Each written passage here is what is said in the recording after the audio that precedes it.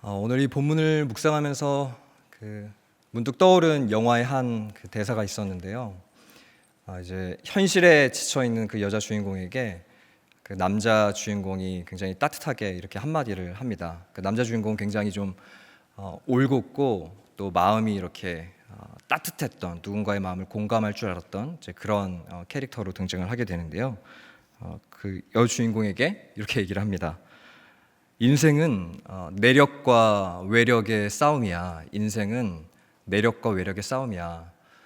이제 남자 주인공이 이제 건축 구조사로 등장하게 되는데, 설계사가 건축물의 설계도를 이제 그리는 사람이라면, 이 구조사는 설계도가 실제로 이제 구현될 수 있도록 건물의 힘을 계산하는 사람입니다. 그래서 비, 바람, 또 여러 가지 압력 이런 것들을 좀 계산해서 내부의 힘을 어떻게 하면 좀 안전하게 지탱할 수 있을지를 계산하는 사람입니다. 저는 그 대사가 신앙생활을 하면서도 늘 제 마음속에 좀 각인이 되어 있습니다. 인생은 내력과 외력의 싸움이다. 신앙생활도 마찬가지 아닐까요? 하나님을 동행하는 이 신앙의 여정에서 그 무수히 외부로부터 오는 압력, 하지만 이 외력으로부터 하나님을 향한 믿음이라는 내력, 신뢰라는 내력, 이걸 가지고 하루하루를 살아가는 게 이 신앙생활의 여정인 것 같습니다. 특별히 하나님은 이 신앙의 이 여정 길에서 우리의 이 내력을 단단하게 이렇게 빚어 가십니다. 이것을 성화라고 표현하기도 하고요. 저는 이 내력을 단단하게 빚어 가시는 하나님의 무대가 광야라고 생각합니다. 이 성경을 보면 광야가 굉장히 많이 등장을 합니다. 그리고 그 광야가 등장하는 본문마다 제가 공통적으로 느껴지는 것은 하나님은 참 광야를 좋아하신다, 사랑하신다.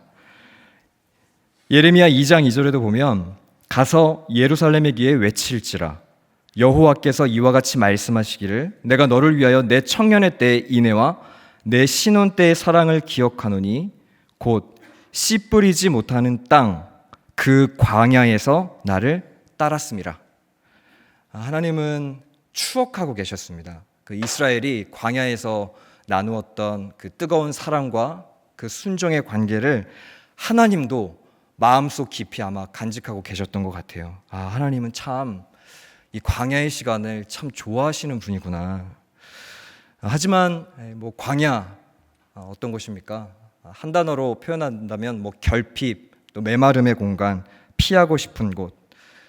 그럼에도 불구하고 성경 곳곳에 도처에 하나님은 사랑하는 그 주의 백성들을 그 거친 길, 또 메마른 길, 황량한 길로 꼭 인도하셨습니다. 모세도 그랬고 다윗도 그랬고 예수님도 그랬고 바울도 그랬습니다.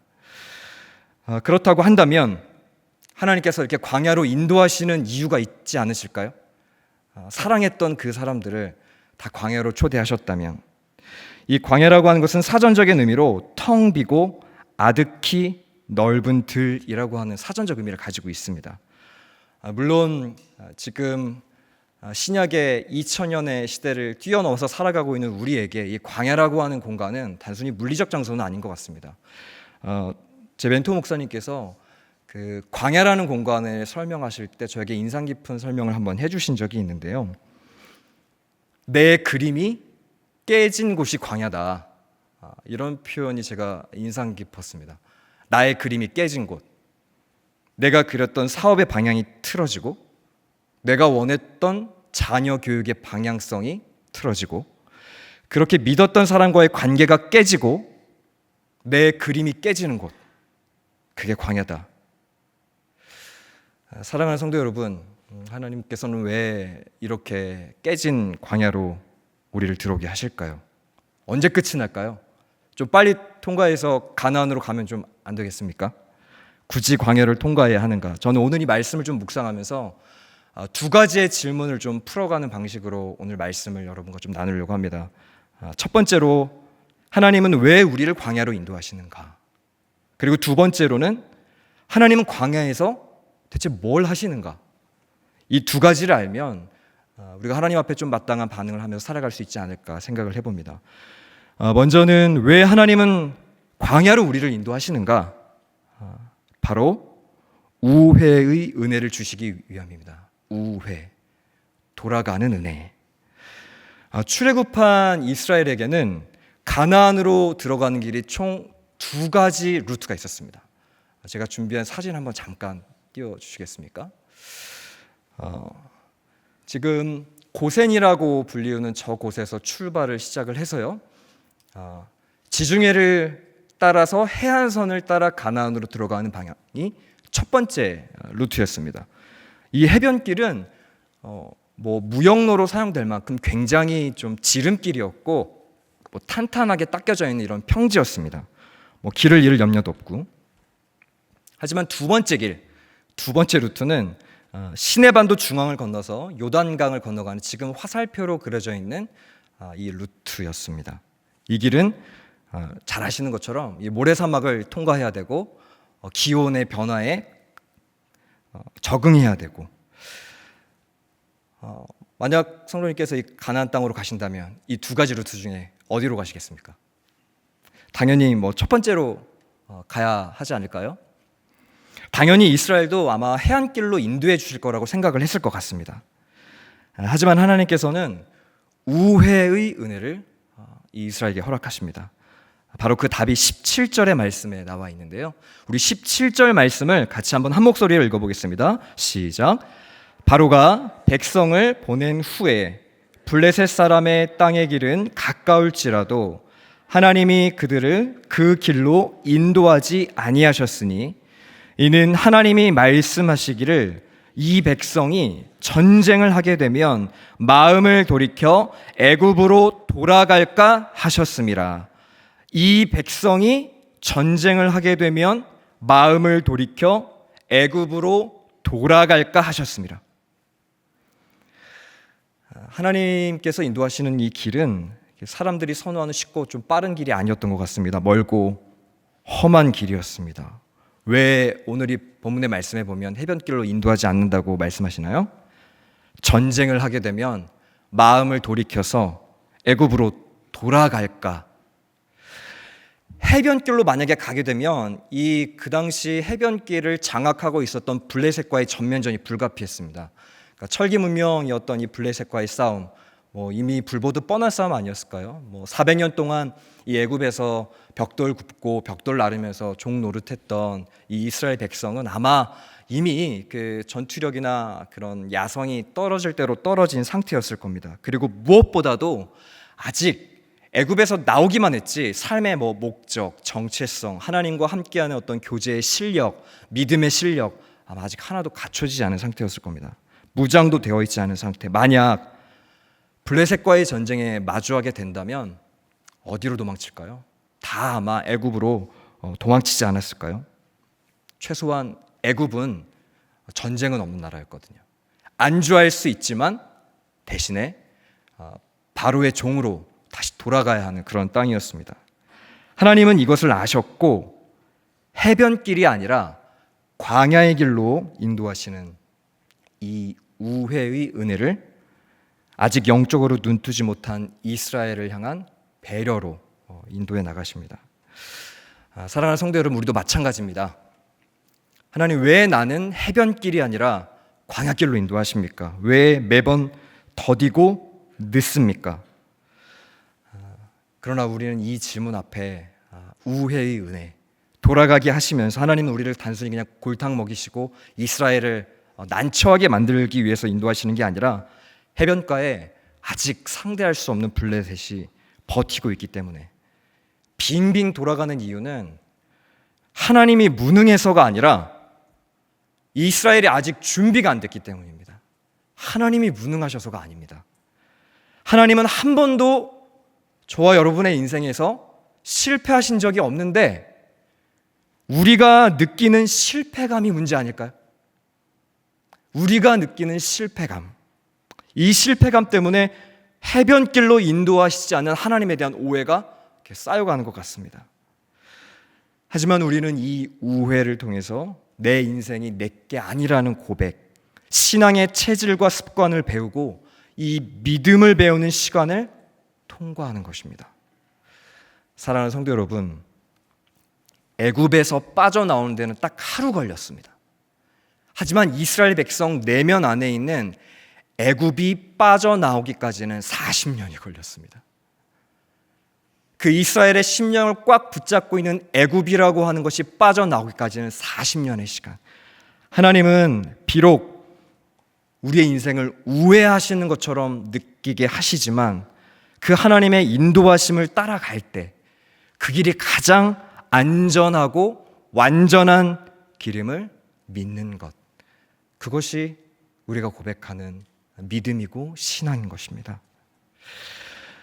제가 그 사역자로 첫 사역을 내딛었을 때 이렇게 원서 접수를 이제 하게 되는데요. 당시 제가 인천에 살았기 때문에 집 근처에 있는 인천에 있는 한 사역지를 쓰고 당시에 분당 우리 교회를 썼습니다.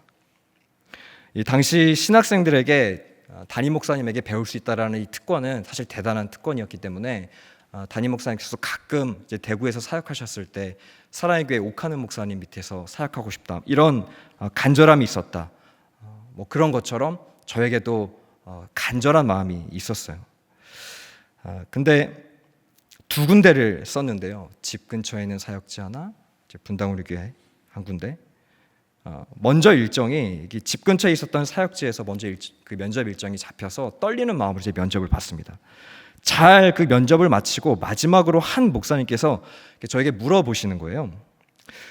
전도사님, 혹시 다른 교회도 지원하셨습니까? 안 물어보셨으면 하는 질문이었는데 물어보시니까 제가 분당 우리 교회도 지원했습니다. 근데 이렇게 물어보시는 거예요. 전도사님, 분당 우리 교회는 많은 신학생들이 섬기고 싶은 그런 교회인데 만약 분당 우리 교회에서 섬겨보라고 연락이 온다면 어떻게 하시겠습니까? 마지막 면접 질문이었습니다. 기도하고 고민해 보겠습니다 라고 답을 하지 못하고 제 멘토 목사님께서 목회자는 부르심 앞에 반응하는 것이라고 항상 가르쳐 주셨습니다. 먼저 불러주시는 곳에 순종하겠습니다. 그날 저녁에 감사하게도 그 집 근처 사역교회에서 연락이 왔습니다. 문제는 그 다음 날이었는데요. 제가 아직도 기억이 납니다. 그 오전 한 9시경에 그 청량역의 8번 플랫폼쯤이었는데요. 당시 중등부를 섬기고 있던 신종철 목사님이 연락이 오셨습니다. 아주 잠깐이었지만 흔들렸습니다. 아주 잠깐이었지만. 근데 하나님께서 그렇게 말씀하시는 것 같았어요. 참 가고 싶었던 곳이었지만 내가 너를 인도하고 있다. 인도하고 있다. 그리고 이제 신종철 목사님께 이렇게 문자 한 통을 보냈습니다. 목사님, 어제 이런 일이 있었습니다. 연락 주셔서 감사드립니다.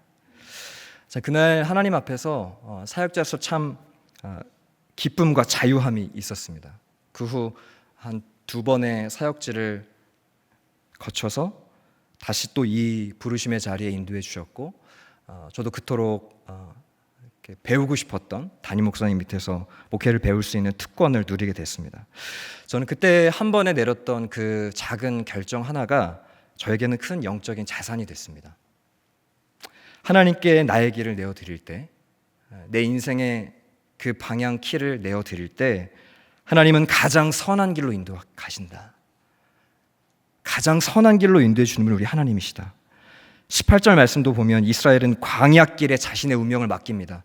해변길, 광야길, 이 두 가지 선택이 기로해서 그러므로 하나님이 홍해의 광야길로 돌려 백성을 인도하심에 이스라엘 자손이 애굽 땅에서 대열을 지어 나올 때, 이스라엘은 해변길이 빠르다고 생각할지 모르겠지만 하나님은 광야로 우회하는 길이 가장 최선이고 가장 빠른 길이고 가장 안전한 길이다.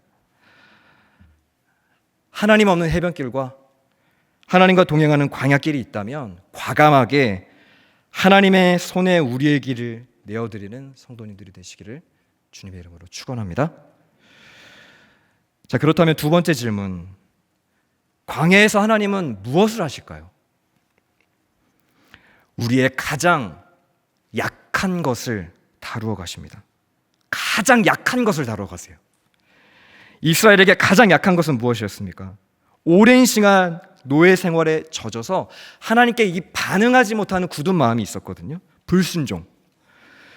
유독 이 광야에서는 하나님은 자신에게 가장 약한 지점을 저는 건드리시는 것 같습니다.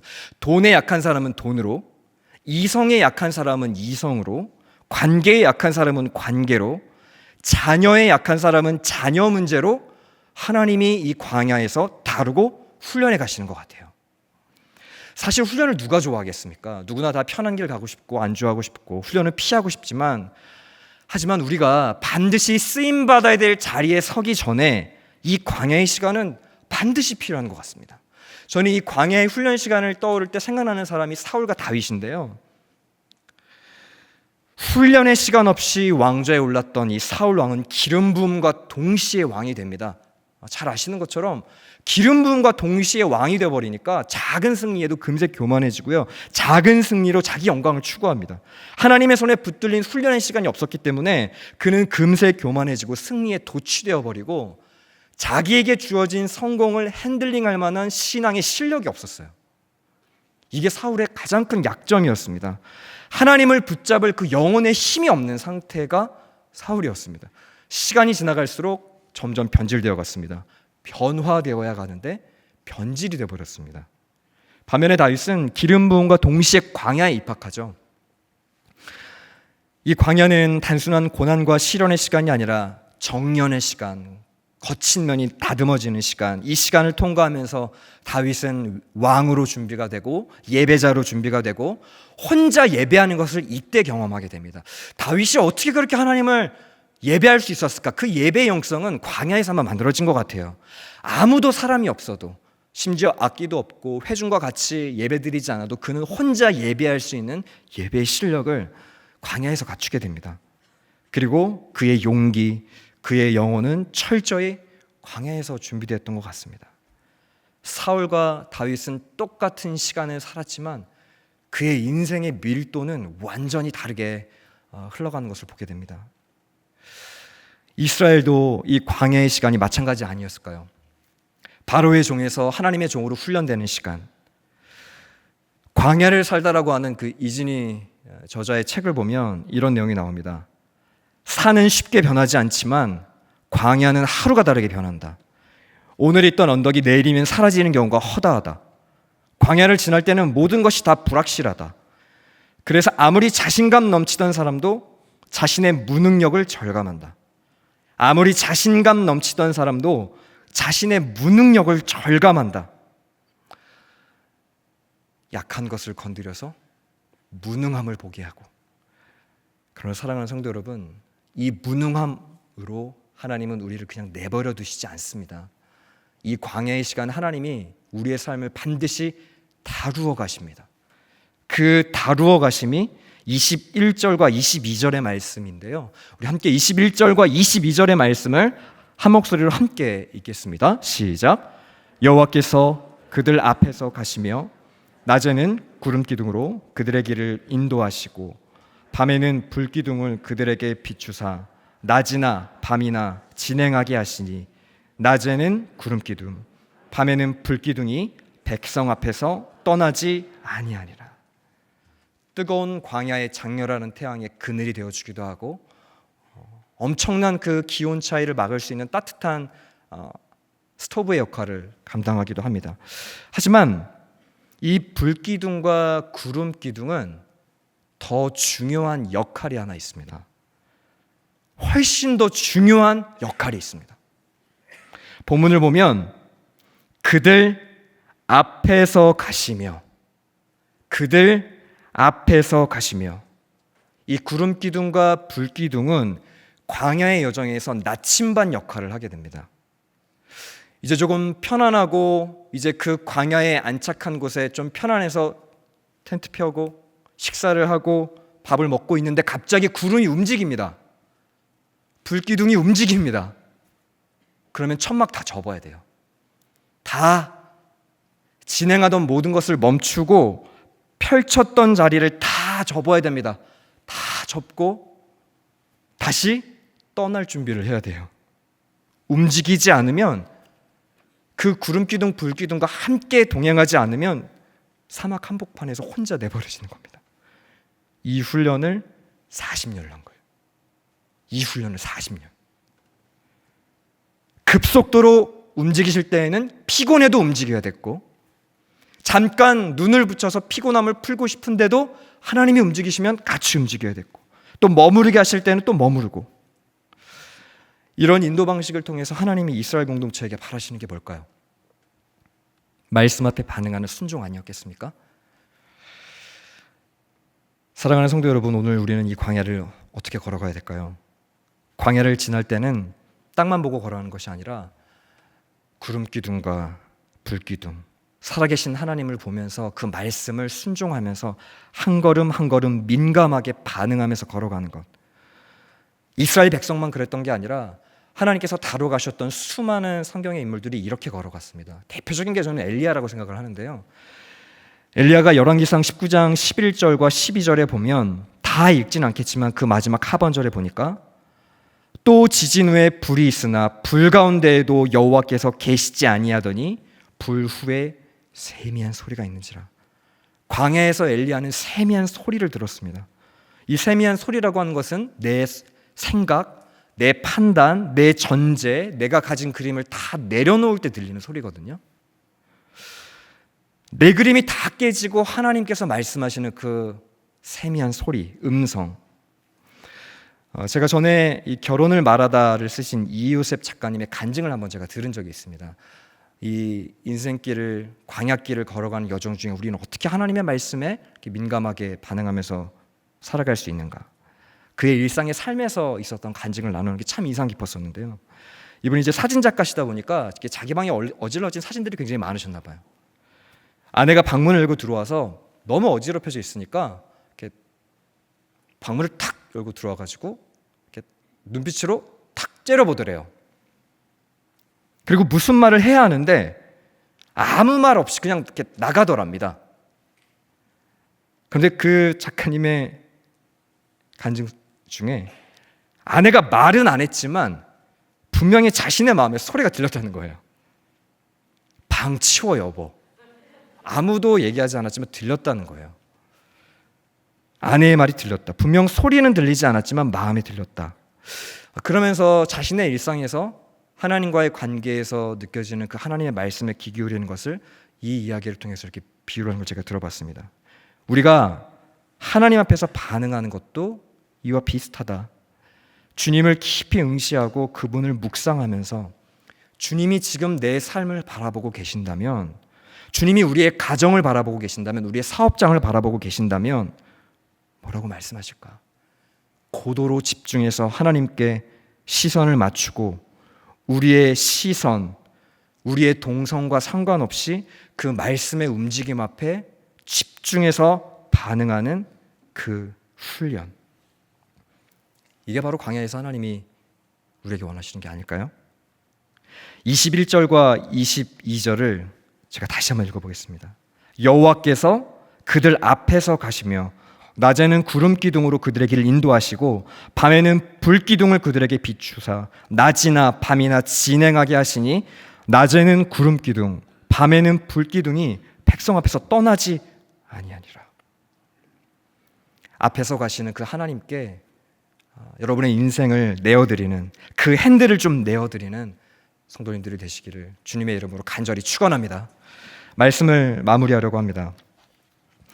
지난주 수요예배를 마치고 이제 어하나를 마친 아들을 태우고 이렇게 집에 가고 있는데요. 첫째 아들이 요즘 프로축구 선수가 되겠다고 장래희망을 당당히 밝혀서 부모로서는 참 당혹스럽습니다. 부모로서 걱정이 많습니다. 남의 자식이 프로축구 선수 하겠다고 했을 때는 격려해주고 위로해줬는데 막상 제 아들이 축구 선수가 되겠다고 하니까 근심이 많아졌어요. 근데 지나가면서 이렇게 차를 타고 가는데 제 첫째 아들이 저한테 그런 얘기를 문득 하는 겁니다. 아빠, 꿈은 자기가 좋아하고 가슴 뛰는 일을 하는 것 같아요. 이제 3학년이거든요.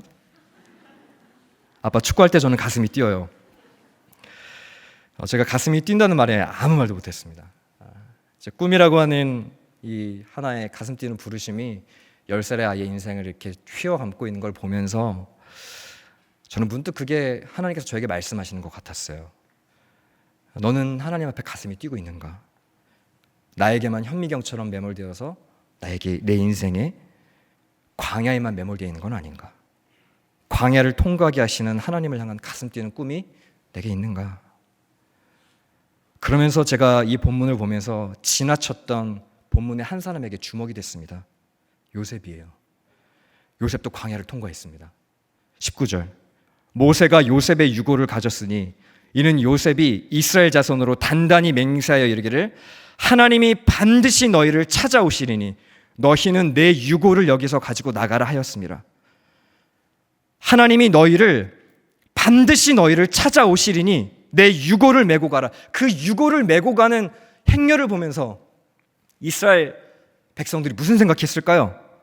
400년의 시간을 통과하면서도 하나님은 반드시 찾아오신다. 이 고백을 했던 이 요셉이 가졌던 꿈을 이 광야를 통과하면서 같이 이스라엘도 꿨지 않았을까? 그 꿈이 불처럼 옮겨붙지 않았을까? 이스라엘은 아마 광야에서 하나님의 그 부재에 마주할 때마다 그 요셉의 유고를 보면서 하나님은 반드시 이 광야에 찾아오신다. 죽음 이후까지도 찾아오신다. 하나님이 반드시 너희를 찾아오시리니. 우리 가정에 한 아버지에게 이 고백이 있다면, 한 학교의 선생님에게 이 고백이 있다면 회복되지 않을까요?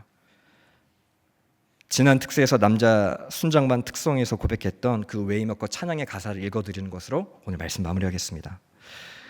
큰 길을 만드시는 주, 큰 기적을 행하시는 주, 주는 나의 하나님, 약속을 이루시는 주, 어둠 속에 빛이 되시는 주, 주는 나의 하나님.